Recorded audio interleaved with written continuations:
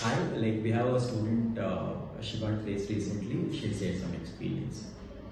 Hi, I'm SUKANYA OREWALE. I've completed graduation in BE from in computer science branch, and I've joined PySpiders in the month of June. So I joined Python full stack development.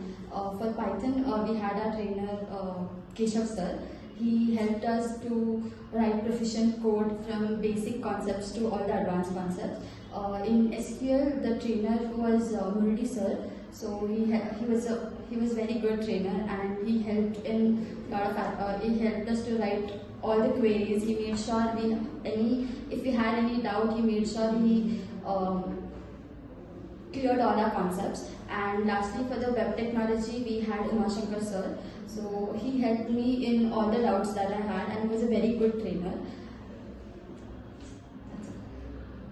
And How was later, the mock and presentation? before going for any interviews, they took us some mock interviews, which helped us a lot, so that we are not scared enough what the questions will be asked and how the interview will be conducted. So that environment was prepared before. We were prepared for that environment before itself. So it was very easy for us. They conducted mock interviews, and as well as we gave presentations every day, which helped us to have updated knowledge about each and every concept. So mock interviews and presentations were hands-on.